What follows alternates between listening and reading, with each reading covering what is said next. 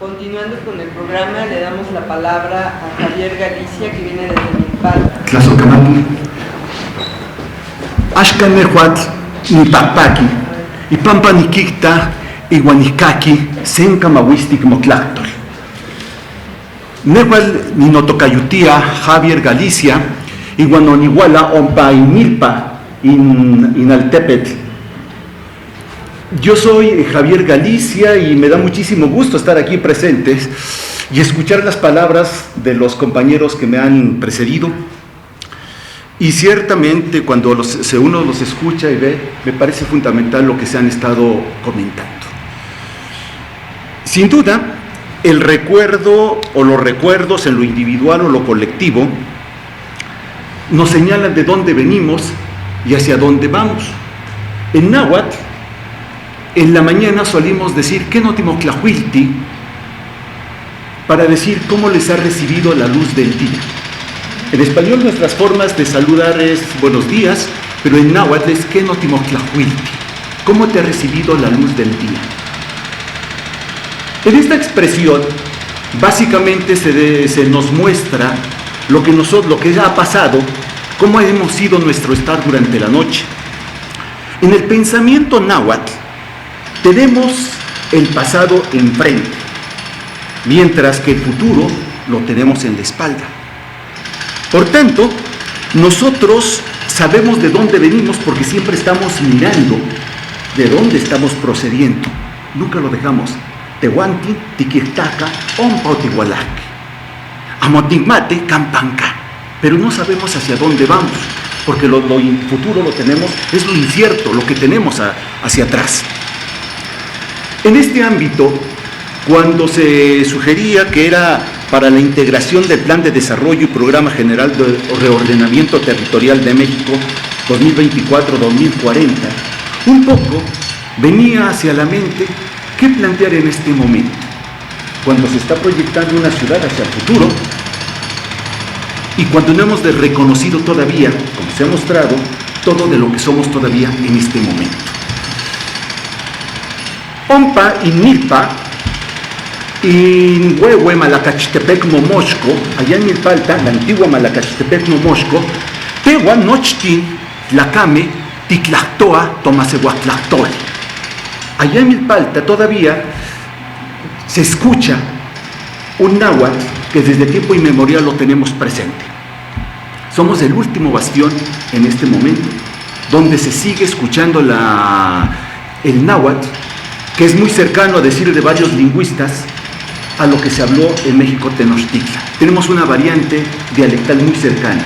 Diríamos que si Cuauhtémoc pudiésemos venir del futuro, nos entenderíamos más o menos en un 70% o algo semejante, tendríamos tan alejado como pudiese ser si hablásemos con Bernal Díaz del Castillo o con Cortés, en esa distancia.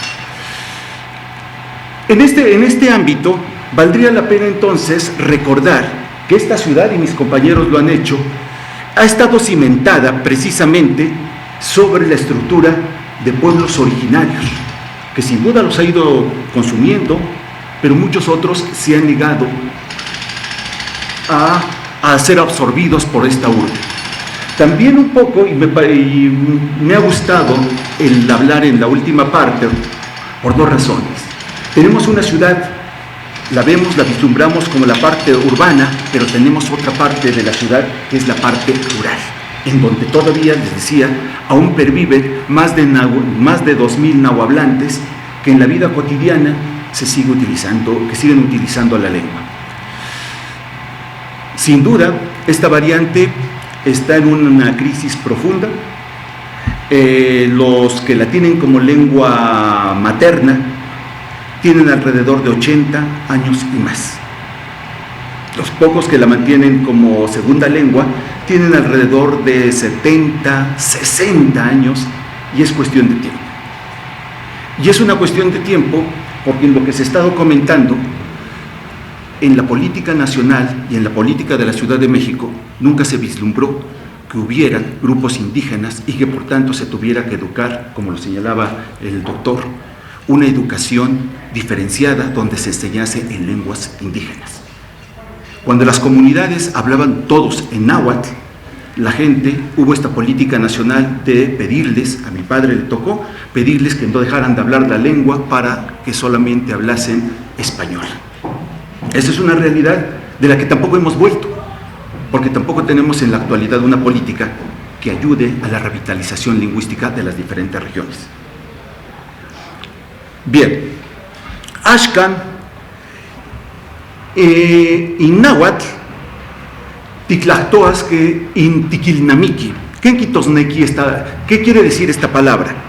En náhuatl, recordar está por el vocablo quilnamiqui, que es traer el encuentro al interior, acercar a nuestro pecho, a nuestro ser. Cuando uno dice niquilnamiqui, Axcan nehualdimitzquilnamiqui, te he estado recordando, uno le dice que se ha estado acercando a nuestro pecho, que te he tenido en el alma, te he acercado. Y entonces uno refiere que esta tradición nos recuerda cómo esta moderna ciudad, si bien tiene muchos elementos que están ahí presentes, es necesario reflexionarlas para pensarlo en esto que vamos a construir en el próximo decenio, del 2024 al 2040. Si bien los compañeros han manifestado que hay un profundo deber que no se ha hecho, también lo cierto es que un gobierno no lo va a poder hacer si no nos involucramos la ciudadanía. Y esto implica lo que el doctor terminaba. Había que quitarnos de ese colonizaje europeo y pensarlo de otra manera. Por eso empezaba yo diciéndole, mientras el futuro lo pensamos en la sociedad occidental como te va a ir bien, lo vas a lograr hacia el frente, nosotros en náhuatl lo tenemos hacia atrás. Y no sabemos si eso se puede lograr precisamente porque lo que tenemos es el pasado enfrente y lo vemos, pero lo de atrás no.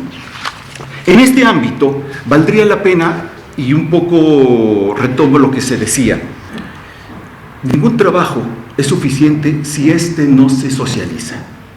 Hace falta la difusión. Y como en todos los demás, nos sumamos a los compañeros, a la maestra, con lo de la alcaldía Iztapalapa. Tampoco en Milpalta tenemos un archivo.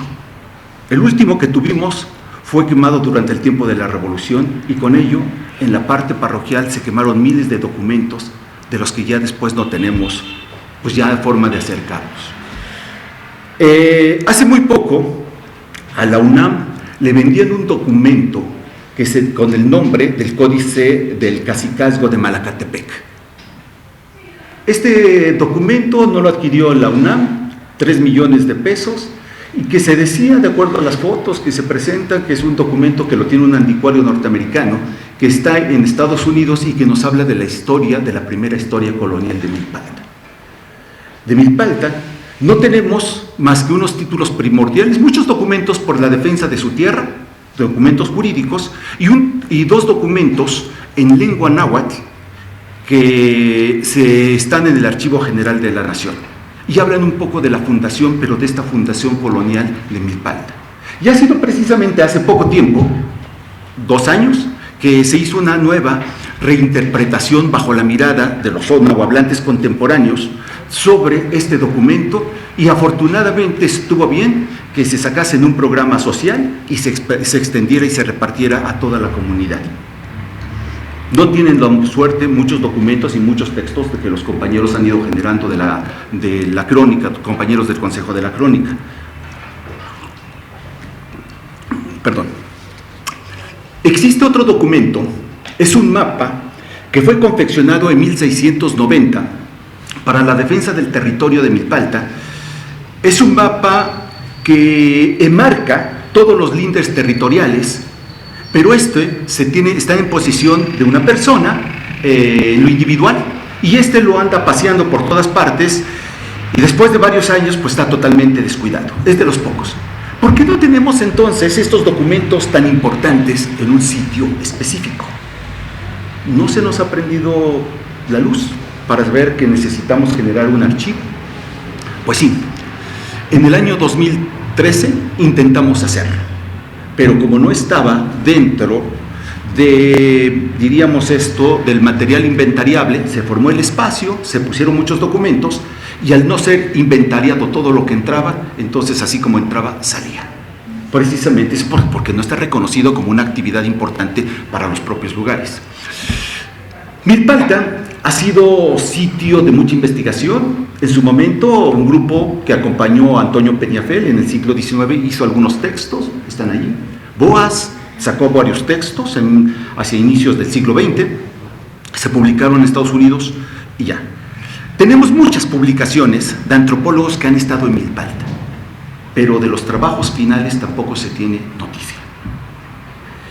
Es hasta últimas fechas cuando, por motivaciones propias, el Consejo de la Crónica ha hecho diferentes certámenes, concursos, y ha pedido a la gente que participe, que esté presente. ¿Cómo? Con fotografías, con relatos, con esto que las compañeras diríamos, este patrimonio, con piezas arqueológicas, con lo que tuviese.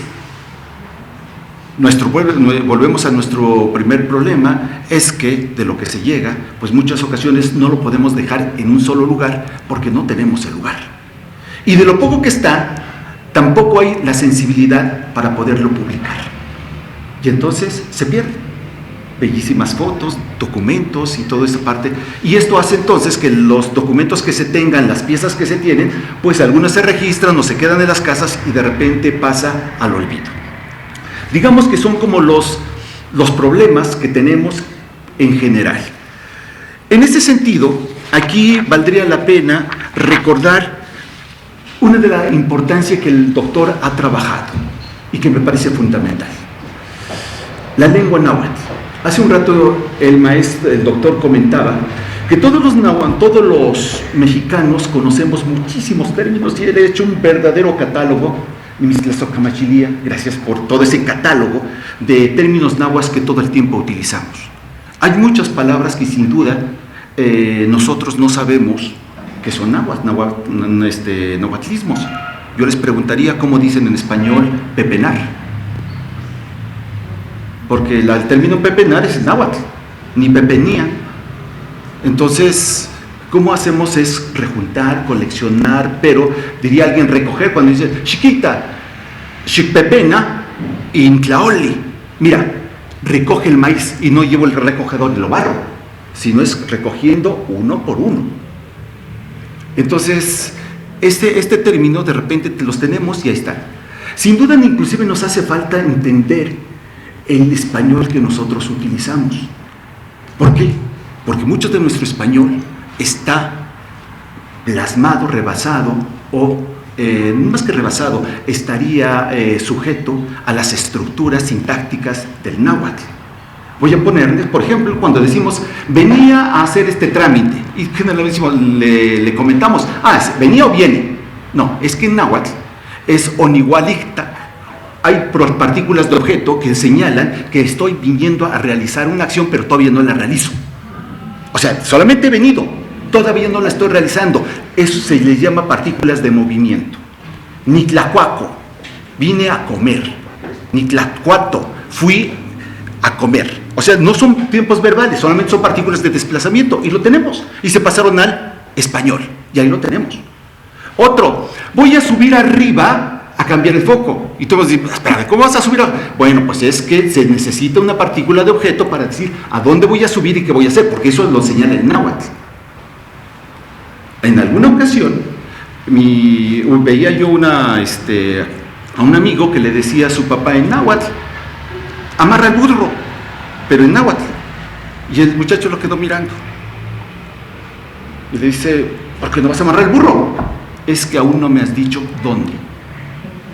Porque la circunstancia en náhuatl, para terminar la acción es que tienes que indicarle dónde lo tiene que hacer. Amarra el burro en el maguey. En español sí lo decimos, amarra el burro, y tú lo amarras en el capulín, en el maguey o donde quieras. Pero en náhuatl sí se tiene que especificar. Por eso es, voy a subir arriba. O sea, voy a subir, pero tengo que marcar, y eso son cosas que de repente pensamos en español, que es un español mal hablado, o que tiene fallas, pero en realidad es la lengua que subyace que está allí. Todavía tenemos, escucho a mi padre con mucha frecuencia, que generalmente el náhuatl, al no tener género, pues bueno, de repente cambia los géneros del español, pero es normal. Para nosotros en el español siempre estamos, no, es que tiene que ser ello. Entonces sigue estando presente en nuestro español. Pero no solamente eso, es la cosmovisión. ¿Qué es lo que hay detrás de esto, una lengua? La lengua no solamente es un sistema comunicativo. Hay lo que se ha llamado los intraducibles. Genimictoa, ¿cómo podemos decir en náhuatl? Tetzahuitl, Inamo Tetzahuitl. Tetzahuitl se le ha traducido como portento, como milagro. Pero el Namo Tetzahuitl, in Tetzahuitl, puede ser chiquita, in Tetzahuitl, in Tlacatecoloch. Mira, te apareció el hombre tecolote, el diablo. Pero también, chiquita, chicalaque, in Virgen de Guadalupe, in Tetzahuitl. Entonces, también la Virgen de Guadalupe es Tetzahuitl. Evidentemente que no abraza el término realmente el Tetzahuitl en la traducción al español. Y las palabras se acercan, pero ahí están. Y entonces toda esta cosmovisión que allí está presente. Por eso hace rato yo les comentaba sobre los saludos. En la tarde, ahorita o hacia las 2 de la tarde, yo les diría que no similhuitihuac, cómo han pasado la tarde, cómo les ha llegado la tarde. Y lo que hay detrás precisamente es que en el saludo se supone, en el caso de la mañana, es que durante la noche la energía, lo frío, anda y te puede tomar, y nosotros somos calientes. Por eso te preguntan cómo amaneciste. Esa es la circunstancia, porque en la noche puedes encontrarte lo frío. Y lo frío puede ser el muerto, le decimos a algunos, el mal aire. Entonces son de las cosas que están ahí. Entonces esta parte de la importancia de las lenguas que se tienen en la visión de mundo, en la construcción de las realidades, cómo las construimos precisamente ahí. Y estas son de los elementos que no tenemos que olvidar, que en la ciudad en la que estamos es una ciudad desde la época prehispánica de mucha migración. Ha sido una ciudad que ha abrigado desde tiempos inmemoriales muchas lenguas indígenas, y hoy lo seguimos manteniendo. Tendríamos que ver que las lenguas siguen estando presentes y tenemos que aprender estas partes de las lenguas. Planteamos, no solamente tenemos que ver una sociedad donde se aprendan lenguas occidentales, sino también donde se hablen lenguas indígenas. Este acercamiento, donde seamos políglotas hacia adentro, pero también hacia afuera. Y eso nos debe de llevar a que tenemos que generar en este plan, tiene que estar percibida a la ciudad con esta diversidad, en esta diversidad de lo que los estamos constituyendo, abrir esas posibilidades. Y también la historia, nuestra historia, pero vista desde otros ojos, otras vertientes, no desde lo occidental. La conquista fue un proceso difícil, complicado. Sin duda, los españoles la siguen mirando bajo otra mirada. Nosotros tenemos que mirarla bajo otro prisma que nos permita entender por qué estamos. Bien, una de las cuestiones que sin duda tendríamos que ir viendo, que en esta conformación de la identidad es necesario poseer nuestra historia compartida, aquella que se acumula día a día mediante logros colectivos, pero también a través de prácticas culturales comunes y de la manera como la sociedad interactuamos. De repente pensamos que hay esquemas que han desaparecido, pero sin duda hay viejos o hay elementos que se mantienen de la República de Indios. Ustedes me preguntarán, ¿es posible? Sí. En las comunidades del sur tenemos una forma de gobierno que llamamos enlace territorial. Antes tenía el nombre de subdelegado y así ha ido cambiando. De acuerdo a las funciones que este desempeña, solamente les voy a comentar, es un gobierno que no ha sido reconocido por el aparato jurídico y lo que lo tenemos establecido. Pero es la primera forma de gobierno que cuando en las comunidades, en estos pueblos se requiere, no se acercan al alcalde porque ese ni lo recibe, que está muy complicado.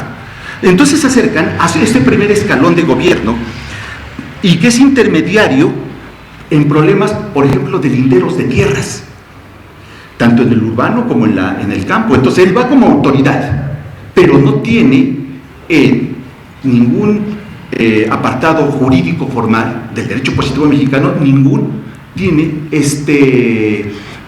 dictamen que lo ampare, lo que hace.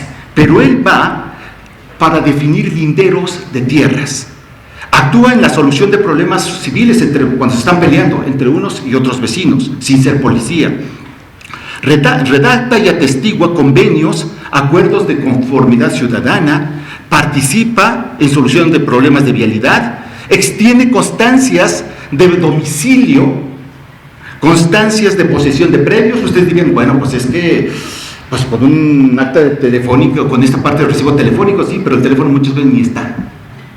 Y entonces cuando uno está en zonas de alta marginación, pues de repente no hay, pero hay posesión de predios, de productor, de residencia, inclusive de identidad.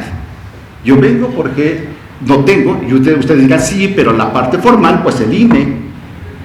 Y si no tengo acta de nacimiento, de aquí a mi que meto y me están pidiendo esto, entonces es una realidad que vivimos, pero que está allí este señor que me conoce desde pequeño y que es nuestra autoridad. Administra los edificios públicos que le correspondería a la alcaldía, a la dirección de gobierno o de jurídico y gobierno. Sin embargo, él es el que dice, en esta plaza pública se puede hacer tal cosa. Los parques, las calles, establece relaciones de colaboración y trabajos con la ente comunal. Ustedes ven, es bastante amplio, pero no está reconocido. Pero está ahí presente. Y los pueblos inclusive nos peleamos cuando lo nombramos, porque queremos quién de ellos puede ser y debe ser el que nos represente ante la comunidad. Esa es una circunstancia que en la modernidad estamos pensando en los consejeros de los alcaldes, estamos pensando en toda una estructura, y los otros están aquí, son los que revisan los presupuestos delegacionales, pero los que están aquí pisando los callos de todos los tiempos están allí. Digamos que es como nuestro México, este México profundo del que de repente no le estamos mirando. ¿Pudiera continuar? La lista es bastante larga y ahí está presente. Bien, sin duda, en esta iniciativa que se tiene de generar este plan o este programa, había que entender lo que los compañeros establecieron. ¿Sí? Una, que tenemos una organización comunitaria que valdría la pena seguir y mantener. La otra sería la cuestión de las mayordomías o esquemas que se estuvieron manejando y estas organizaciones, digamos, que tienen que ver con el carácter individual. El planteamiento, y agradeciéndolo a la invitación, era que en el nuevo plan que se está pensando para esta ciudad, si bien nuestra ciudad tiene un matiz renacentista a partir de la llegada con la parte española, lo cierto es que se siguen manteniendo muchos elementos acá, pero en la orilla seguimos siendo profundamente nahuas, profundamente indígenas. Axcan y Papaque y Pampa Tehuanti, Tiquecaque. Estoy muy contento de que me hayan escuchado y esperemos que los pueblos se sigan manteniendo. Nimis Tlazocamachilia, Tlazocamante.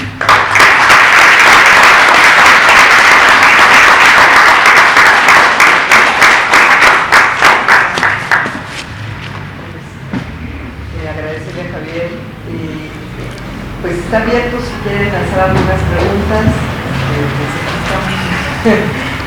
Yo nada más quisiera como decir algo importante, ¿no? Que pues la invitación es para querer nuestra ciudad, ¿no? O sea, Iztapalapa, Benito Juárez, Milpaltas, Capuzalco,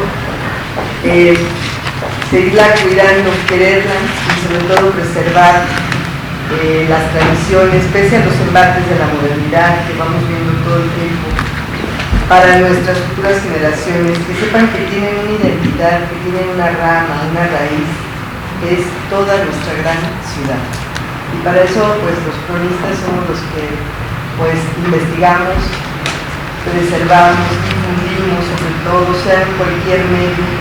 Ahora ustedes dirán, bueno, con la pandemia pues nos la teníamos para entrar a la modernidad y yo creo que todos trabajamos dando conferencias, dando recorridos virtuales si quieren, pero creo que no dejamos nuestra labor.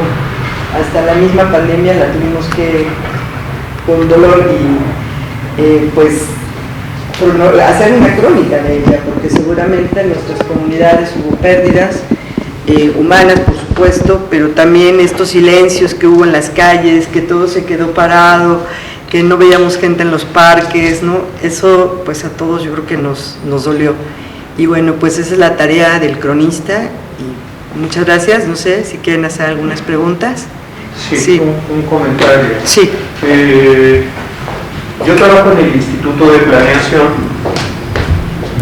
Sí, yo me llamo Sandro, trabajo en el Instituto de Planeación Democrática y Prospectiva de la Ciudad de México. Soy director de la oficina especializada en consulta pública y participación social, es decir, estamos a cargo de la consulta que se está llevando a cabo.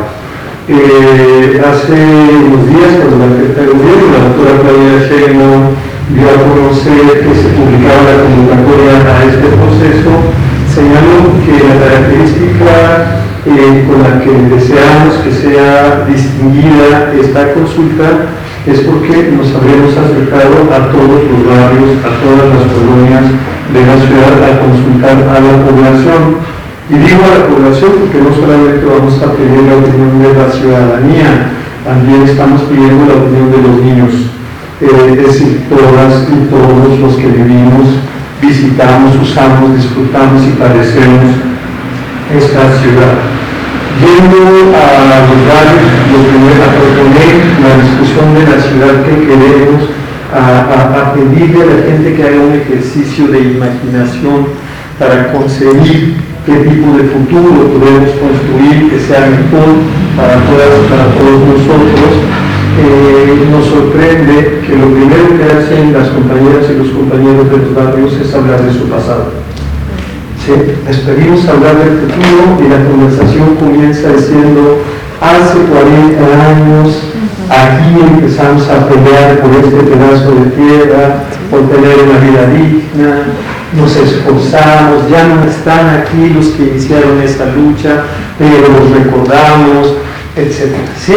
Me trajo a la mente lo que decía el doctor Javier Galicia, de que vamos viendo nuestro pasado para poder pensar el futuro. Si no nos colocamos, nos basamos firmemente en el movimiento de nuestra propia historia, para nosotros es imposible concebir el futuro. Nos gustaría pedirles que nos acompañen a los barrios a decir lo que aquí han dicho, ¿sí? Que nos acompañen con las comunidades a ayudarnos a pensar qué ciudad queremos. Seguramente vamos a llegar a la conclusión de que queremos un futuro que nos acerque al pasado, queremos un futuro en el que la memoria de nuestra historia esté presente, queremos un futuro en el que ya no seamos una sociedad desmemoriada, amnésica. Muchas gracias.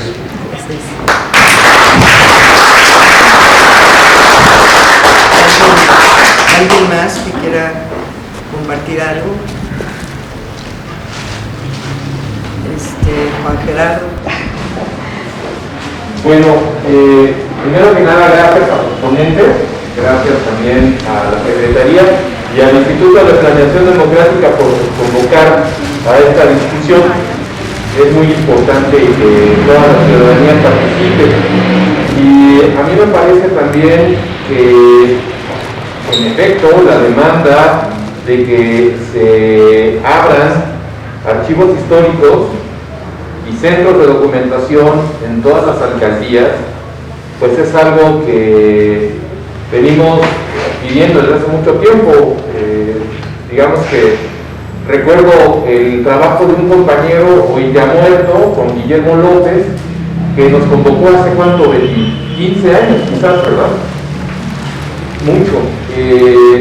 Hacer unos catálogos de patrimonio material e inmaterial de las comunidades, y bueno, finalmente no se pudo realizar, pero precisamente tendría la importancia de ir difundiendo esta visión que señala muy bien el maestro Javier Galicia acerca de que, en efecto, lo que tenemos enfrente es el pasado. El futuro no lo podemos ver como si estuviera atrás de nosotros. Y bueno, también quiero señalarles que hay en esta creación de los, o quisiera compartir que en esta creación de los archivos históricos hay dos grandes tareas. Una es conformar los centros de documentación con la recopilación de noticias, con la acumulación de documentos y otros elementos que hablan en general del desarrollo de las comunidades, pero hay una que es también trascendental para la administración, que es el rescate de los archivos institucionales, de los documentos que se han venido generando en el ejercicio de las funciones y atribuciones de las instituciones. Y muchos de esos archivos, desafortunadamente, se encuentran en el abandono, en alcaldías como Benito Juárez, ya no lo señaló Manichuy, bueno, pues están expuestos a las inundaciones, pero hay otros lugares donde de plano ya no sabemos dónde quedaron, como Miguel Hidalgo, que estaba en el Panteón Dolores, el archivo, ¿no? En fin, esta es como dos vías, ¿no? La acumulación de documentos en centros de documentación y el rescate de los archivos institucionales. Más también, por supuesto, la documentación de la vida cotidiana, porque es ahí donde vamos a ver reflejada también la historia que nos señaló muy ampliamente el doctor Pablo Montezuma. Yo solamente eso y pues agradecer también a todos los participantes en esta mesa, a todas las personas que se dieron un tiempo para venir al Archivo Histórico de la Ciudad.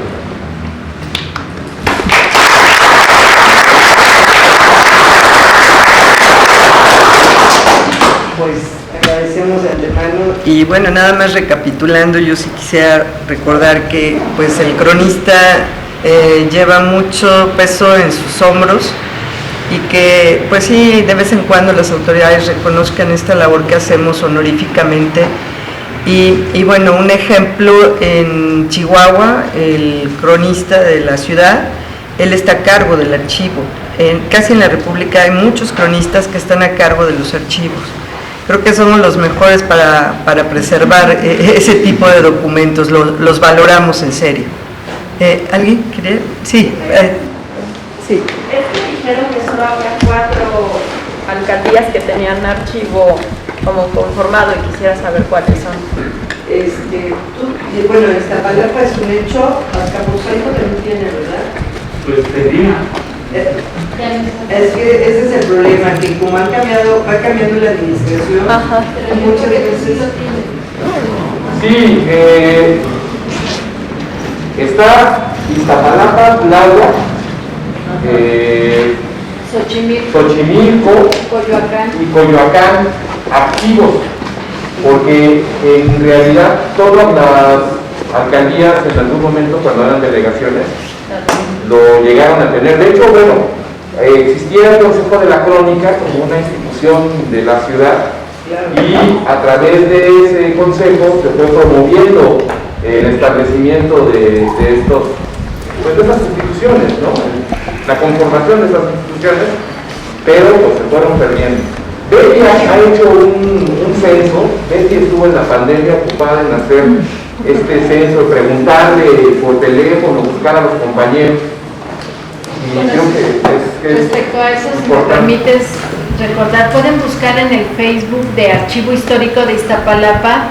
Durante el mes de octubre tuvimos justo conversatorios con personas que en algún momento fueron responsables de archivos, y ahí verán pues cuál es ha sido la experiencia como el cronista y responsable del Archivo Histórico de Xochimilco, nuestro amigo Sebastián, él decía que sí está el archivo, sí existe, pero en ese momento por cuestión de pandemia él no lo podía atender, aún siendo responsable, también por cuestión de su edad. Entonces el archivo ahí está, pero al menos hace un año no estaba dando servicio. El de Coyoacán. Perdón, ya sí, regresó. Hablé con ya él. regresó. Ya regresó, el de Xochimilco sí está funcionando. Ese sería el de Iztapalapa, que estamos entre que es Centro de Documentación y Archivo Histórico. O sea, tengo muy claro que hace falta la documentación institucional, más documentación, porque sí tenemos, pero hace falta mucho más. Pero estaría entonces también el de Coyoacán, que también está registrado así como Centro de Documentación Histórica. El de Milpalta, no, dijimos que no, ¿verdad? No, yo invité, Milpalta, también medias. tuve una invitada de Tlalpan, y ahí en la plática que nos dio cuenta cómo también existía un acervo, pero en estos cambios, cuando tú dijiste el cambio de administración, es un golpe que nos llega, porque siempre es lo que sucede en los cambios de administración, Cada cambio de cambian las administración. cosas. Alguien decide que donde era el archivo ya no puede ser archivo y es cualquier otra cosa menos archivo, y mientras se acumulan los documentos, se almacenan, se pierden, de repente ya no saben dónde están. Ese fue el caso de Tlalpan también, y los demás pues algún día. Sí, pero para nosotros fue muy difícil. Digo, yo fui rector acá del Archivo Histórico de la ciudad, ya no lo soy. Ahora es la compañera, la doctora Regina Tapia, que andaba por aquí hace un rato, seguro que trae algunas actividades. Pero cuando estuvimos haciendo contacto para diversas investigaciones, uno de los más complicados fue Miguel Hidalgo, porque pues no había en la estructura alguien que se hiciera responsable de los documentos históricos de la institución, lo cual es sumamente grave y atentatorio contra las leyes, porque tenemos una ley general de archivos, una ley de archivos de la Ciudad de México, las leyes de responsabilidades administrativas de los servidores públicos, y todas esas violadas porque nadie ha tenido en esos casos la delicadeza y la responsabilidad de traspasar esos bienes que son tan importantes como los archivos. Pero en cambio también hay ahora algunas instituciones que están conformando sus archivos históricos. De la Administración Central, por ejemplo, tengo claro Consejería Jurídica. El consejero está muy interesado en que se conforme, hay un equipo ya trabajando sobre ese tema, uno que es trascendental para la memoria de la ciudad, que es el de la Procuraduría, antigua Procuraduría o Fiscalía. La fiscal está también ya integrando un equipo para armar el archivo histórico. También hemos tenido oportunidad de estar presentes en la Secretaría de Seguridad Ciudadana, que también están en ese trabajo. En fin, se está armando, pero sí es una lucha importante, y yo pensaría a 20 años, querido Oscar, que pues tuviéramos en un breve plazo el cumplimiento de la Ley General de Archivos, de la Ley de Archivos de la ciudad, para preservar la documentación de las instituciones públicas, que es muy grave que no esté esa documentación preservada, pero también estimular la creación de centros de documentación donde se pueda ir acumulando los testimonios de la vida cotidiana, de la memoria popular y otros datos y otras informaciones que legarle a las siguientes generaciones. Porque hay un tema que a mí me pareció fundamental de la intervención de Javier, que es, hay una memoria que está en las generaciones y que se relaciona mucho con lo que estaba planteando Betty al principio. Cuando Betty hace sus libros de las comunidades que no son pueblos originarios, que se formaron las colonias, como se formaron los Antepeme, como se formó el Antepeme de México Tenochtitlan, con inmigrantes de todos lados. Se vienen a juntar diversas memorias en un solo lugar. Y la historia de las comunidades es la historia de diversas migraciones y por lo tanto de una amplia diversidad de memorias. Y eso es una riqueza que no podemos desperdiciar. Sí, yo quisiera decir, a ver, tenemos este problema, cada 6 años o cada 3 años llega una nueva administración, lo borra a todos, ¿sí? Y pretenden iniciar de nuevo, ¿sí? Esa es una tontería, se planifica, y este es el propósito, a largo plazo, y además vamos a ir supervisando con la participación de la población que se vayan cumpliendo los objetivos trazados, ¿sí?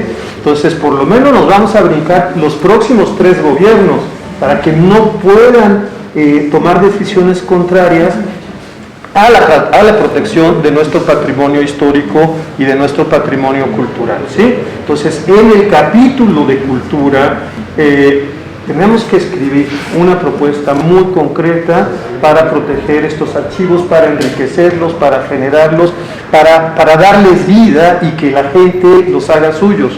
Entonces, yo les suplico que por favor redacten una propuesta y nos la hagan llegar para que la podamos incorporar al Plan General de Desarrollo.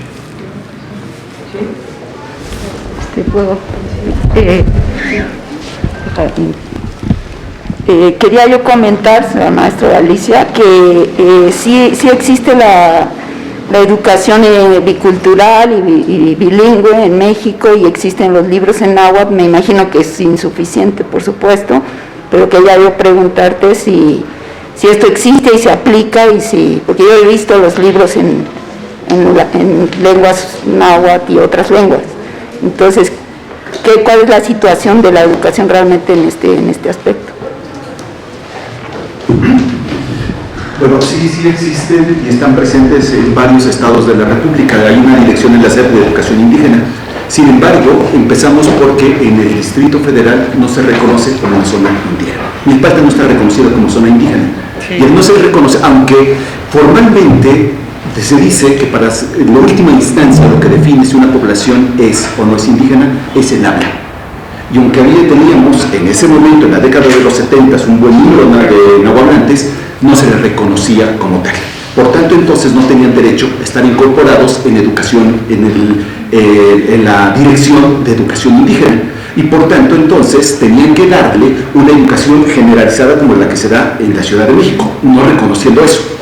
La circunstancia, pues evidentemente, aunque esté en todas partes, pues es una norma que no se cumple y que hoy día inclusive cuesta mucho trabajo. Hasta últimas fechas, cuando se ha hablado desde el concepto de pueblos originarios que está ahí, pero veamos si se les puede otorgar educación indígena, no. ¿Qué es lo que hemos hecho nosotros como sociedad civil? Pues hemos generado cursos y por la iniciativa de la sensibilidad de los directores nos dejan pasar a dar clases fuera de currículo, todo con un mapa curricular, y lo estamos dando por buena voluntad, nada más. Pero eso no oficializa nada en lo absoluto. Entonces ese es el problema, sí lo existe. Hay muchos materiales, se han generado, hay mucha investigación, pero está precisamente por el problema. La Ciudad de México no se reconoce la existencia. Ahora, en Milpalta, como la Ciudad de México, hay la presencia en este momento de más de 30 lenguas. Ya no solamente es el náhuatl, sino tenemos mazatecos, tenemos mixtecos, zapotecos, otomís, o sea, muchísimas lenguas más. Entonces el tratamiento tiene que ser inclusive diverso, totalmente diferente. Eso es lo que se tiene que estar reconociendo. Y una de las circunstancias, en algún momento nos acercamos al gobierno actual y de repente le decíamos, oiga, queremos plantear la enseñanza presencial de la lengua, solo tenemos a hablar. Oiga, ¿y por qué no lo hacen por pilares? Todos en computadora. Ya, lo digo, oye.